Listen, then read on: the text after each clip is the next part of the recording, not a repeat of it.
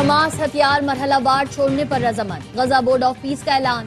X پر بیان میں کہا، حماس کے غیر مسلح ہونے کے بعد اسرائیلی افواج کے غزہ سے انخلاء کی راہ ہموار ہوگی۔ حماس نے جنگ بندی کے اگلے مرحلے پر عمل درآمد کے لیے ایک تفصیلی روڈ میپ پر اتفاق کر لیا۔ حماس نے بیان میں کہا، امید ہے ثالث اور بورڈ آف پیس اسرائیل کو معاہدے کا پابند بنائیں گے۔ امریکہ، قطر اور ترکی کے ثالثوں کا قاہرہ میں جلد اہم اجلاس متوقع۔ امریکی صدر ڈونلڈ ٹرمپ کا کہنا ہے، جیسے ہی غزہ کو غیر مسلح کرنے کا عمل مکمل ہوگا، اسرائیلی افواج واپس چلی جائیں گی۔ بین الاقوامی استحکام فورس فلسطینی پولیس کے ساتھ مل کر غزہ کی ذمہ داری سنبھالے گی۔ یہ معاہدہ دیرپا امن اور سلامتی کی جانب اہم سنگ میل ہے۔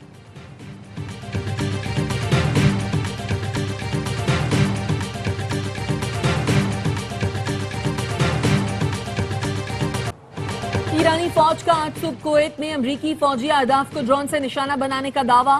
پاسداران انقلاب کا کہنا ہے، ایرانی فوج نے جزیرہ قشم پر حملے کے جواب میں آپریشن سائقہ کے تحت کویت میں احمد الجابر اڈے پر امریکی فوج کے جنگی طیاروں، سیٹلائٹ مواصلاتی نظام کو نشانہ بنایا۔ امریکی فوج کے گودام پر بھی ڈرون سے حملے کیے۔ عراق میں سعودی اور امریکی حملے میں نشانہ بننے والے پاسداران انقلاب کے 5 ارکان کی لاشیں ایران پہنچا دی گئی۔ ایرانی میڈیا نے 5 افراد کی تصاویر جاری کی ہیں۔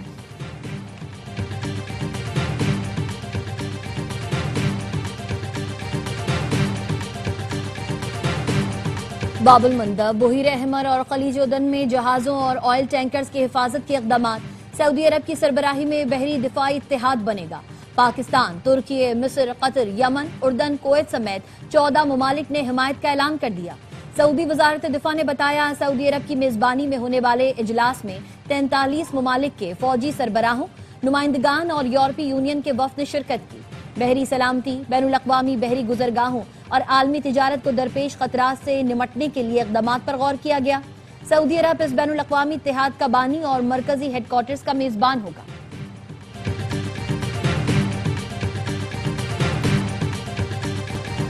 حکومت کا سینٹ اور قومی اسمبلی کے اجلاس اگست میں بلانے کا فیصلہ، ملک کی موجودہ صورتحال پر اعتماد میں لیا جائے گا۔ پارلیمانی ذرائع کا کہنا ہے، حکومت قانون سازی کے لیے متعدد بلز متعارف کرائے گی۔ دونوں ایوانوں کے الگ الگ اجلاس آزاد کشمیر الیکشن کے بعد بلائے جائیں گے۔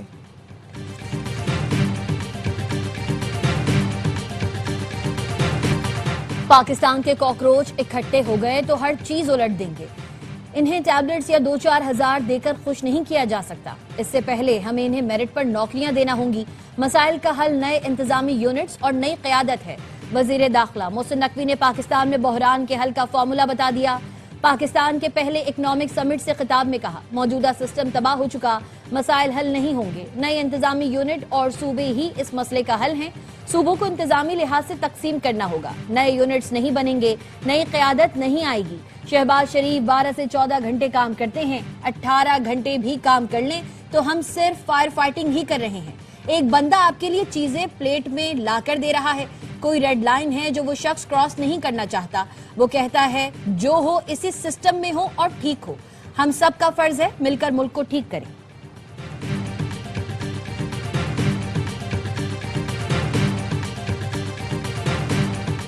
بڑھتی آبادی کے دباؤ کے پیش نظر صوبوں میں انتظامی بنیادوں پر تقسیم ناگزیر ہے۔ ہر صوبے کو انتظامی بنیادوں پر 3 حصوں میں تقسیم کرنا وقت کی ضرورت ہے۔ نئے انتظامی یونٹ سے عوام کے مسائل ان کی دہلیز پر حل ہو سکیں گے۔ چاروں صوبوں کو نارتھ، سینٹرل اور ساؤتھ کے انتظامی یونٹس پہ تقسیم کیا جا سکتا ہے۔ وزیر داخلہ محسن نقوی کے بیانات انتظامی اصلاحات سے متعلق پیش رفت ثابت ہو سکتے ہیں۔ وفاقی وزیر علیم خان کا ایکس پر بیان، کہا صوبائی دارالحکومتوں تک سینکڑوں کلومیٹر کے تھکا دینے والے سفر سے نجات ملے گی۔ نئے انتظامی یونٹ سے چیف سیکریٹری، آئی جی اور ہائی کورٹ کی کارکردگی بہتر ہوگی۔ نئے انتظامی صوبے ملک کو تقسیم کے بجائے قومی یکجہتی اور معیشت کو مزید مضبوط کریں گے۔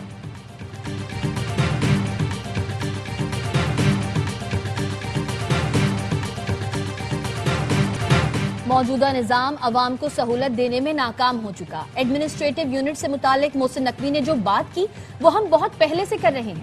تمام جماعتوں کو بیٹھنا ہوگا۔ ایم کیو ایم کے رہنما اور وفاقی وزیر مصطفیٰ کمال کہتے ہیں، قانون میں سقم ہے تو قانون تبدیل کر کے ایڈمنسٹریٹو یونٹس بنانے چاہیے۔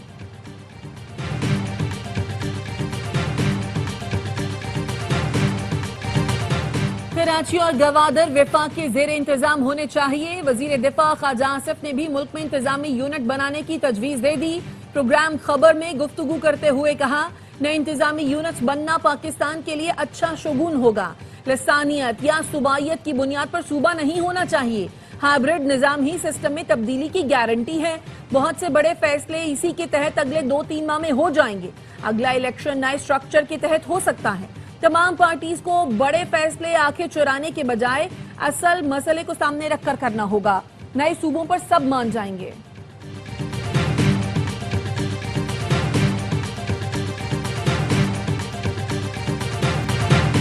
کیا خواجہ آصف نے کابینہ میں کبھی اس رائے کا اظہار کیا؟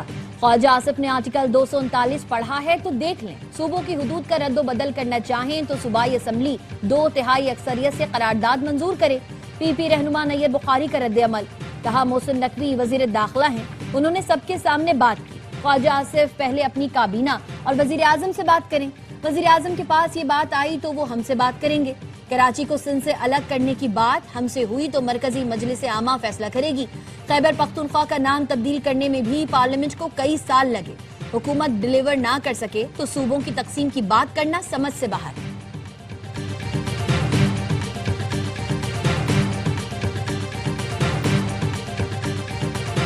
کوئٹہ کے نواحی علاقے سورینج میں کوئلے کی کان میں حادثہ. جہاں بہاں کان کنوں کی تعداد 34 ہو گئی. کان میں پھنسے کان کنوں کو نکالنے کے لیے ریسکیو آپریشن جاری. گزشتہ روز کوئلہ کان میں گیس بھر جانے کے باعث دھماکہ ہوا تھا.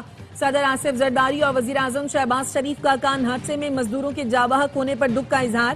صدر زرداری نے کہا کان میں پھنسے تمام مزدوروں تک جلد رسائی کو یقینی بنایا جائے. وطن کی تعمیر و ترقی میں محنت کش طبقے کا کردار قابل قدر ہے. وزیر اعظم نے کہا کوئلہ کانوں میں کام کرنے والے مزدوروں کی جان محفوظ بنانے کے لیے اقدامات کیے جائیں. محنت کش افراد ہمارے ملک کا قیمتی اثاثہ ہیں.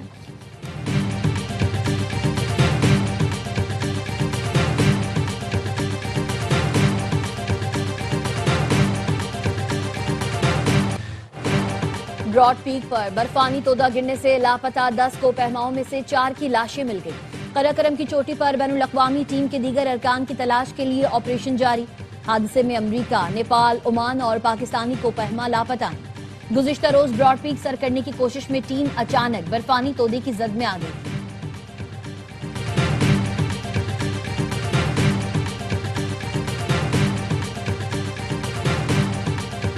حکومت اور پیپلز پارٹی کے درمیان مذاکرات کا دوسرا دور آج مظفر آباد میں ہوگا. پی پی کے وفد میں نیّر بخاری، قمر زمان قائرہ، ندیم افضل چند اور دیگر شامل. حکومتی وفد میں رانا ثناء اللہ، امیر مقام اور مرتضی جاوید عباسی شامل.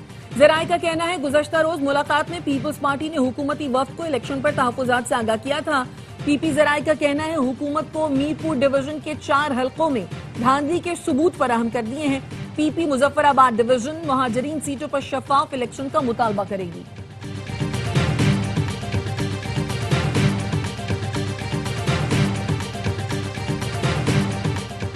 پیپلز پارٹی انتخابی دھاندلی کی ہر کوشش پر بھرپور مزاحمت کرے گی. عوامی مینڈیٹ کے تحفظ اور شفاف انتخابات کے انعقاد کے لیے جدوجہد جاری رہے گی. بلاول بھٹو زرداری نے مادر ملت محترمہ فاطمہ جناح کے یوم پیدائش پر انہیں خراج عقیدت پیش کرتے ہوئے کہا فاطمہ جناح کی زندگی آئین کی بالادستی پر یقین رکھنے والوں کے لیے مشعل راہ ہے. مادر ملت کی جدوجہد سے رہنمائی لے کر آئین کی بالادستی کی جنگ جاری رکھیں گے. میرے خلاف، یہ میری گورننس کے خلاف جتنی سیاست کرنی ہے کر لیں. شہیدوں پر سیاست نہ کریں. شہداء ہمارا فخر ہے. وزیر اعلیٰ بلوچستان سرفراز بگٹی کا تقریب سے خطاب. کہا ریاست کو سیاست کی نہیں، ریاست کو ریاست کی ضرورت ہے. معصوم لوگوں کو لاحاصل جنگ کی طرف دھکیلا جا رہا ہے. بلوچستان میں جلد امن کا سورج پوری آب و تاب سے چمکے گا. دہشت گردی کا جواں مردی سے مقابلہ کریں گے. وزیر داخلہ محسن نقوی سے کے پی اور بلوچستان کے تاجروں صنعتکاروں کی اسلام آباد میں ملاقات. تمام چیمبرز آف کامرس نے اپنے صوبوں کی موجودہ سیکیورٹی صورتحال اور مسائل سے آگاہ کیا. وفاقی وزیر داخلہ محسن نقوی کی تاجر برادری کو مکمل تعاون کی یقین دہانی. کہا تاجروں صنعتکاروں کے مسائل کے حل کے لیے تمام ممکنہ وسائل بروئے کار لائیں گے.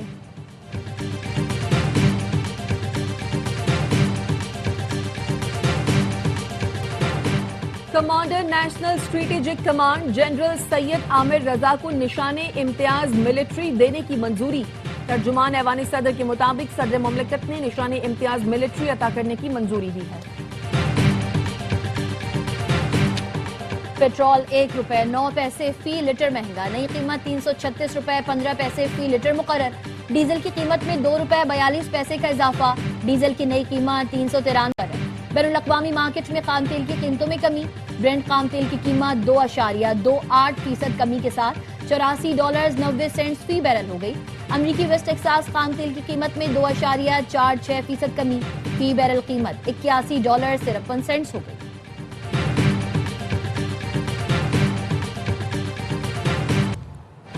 بنگلہ دیش کی حکومت کا مسلسل تیسرے ماہ بھی پیٹرولیم مصنوعات کی قیمتیں برقرار رکھنے کا اعلان۔ اگست کے دوران بھی صارفین پیٹرولیم مصنوعات موجودہ نرخوں پر ہی خرید سکیں گے۔ قیمتیں 31 مئی 2026 کو جون کے لیے مقرر کی گئی تھی اور اب اگست میں بھی ان میں کوئی تبدیلی نہیں کی گئی۔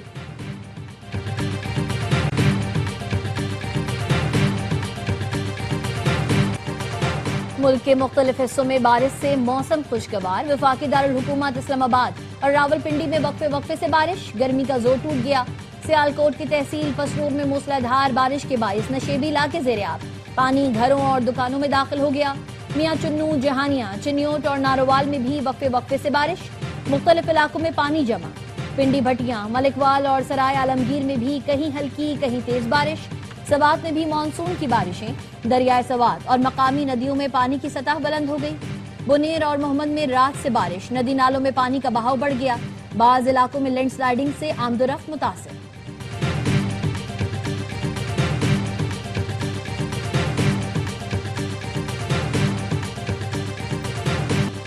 اسپین میں مہاجرین کا سیلاب، مراکش سے ہزاروں افراد سرحد عبور کر کے سیوٹا میں داخل۔ یورپ میں داخلے کی خواہش میں 9 افراد ہلاک۔ سیوٹا حکومت کے مطابق 10 روز میں 39,000 مہاجرین داخل ہو چکے۔ اسپین نے فوج طلب کر لی۔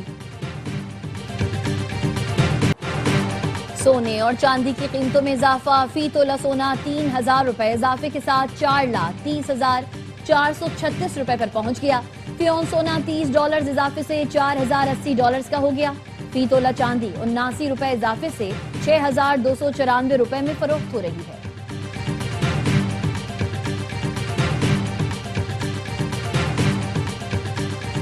اور انتظار کی گھڑیاں ختم، تھریز انٹرٹینمنٹ کا میگا ڈرامہ در نجات آ رہا ہے کل رات 8 بجے صرف AIY ڈیجیٹل پر۔ در نجات میں ڈرامہ انڈسٹری کے مشہور اداکار شہریار منور، درفشاں سلیم، سحر ہاشمی، رمیسہ خان، نمیر خان، ثانیہ سعید، صبا حمید اور دیگر شامل۔ ناظرین کی توجہ کا خاص مرکز بننے والی عالمی معیار کے ڈرامے کے پروڈیوسر سلمان اقبال، سونیا خان اور شہریار منور ہیں۔ کہانی عمیرہ احمد نے لکھی، ہدایت کاری کے فرائض ثاقب خان نے انجام دیے۔ دل کو چھو لینے والی کہانی دیکھنا نہ بھولیں۔ 1 اگست سے ہر جمعہ اور ہفتے کی رات 8 بجے صرف AIY ڈیجیٹل پر۔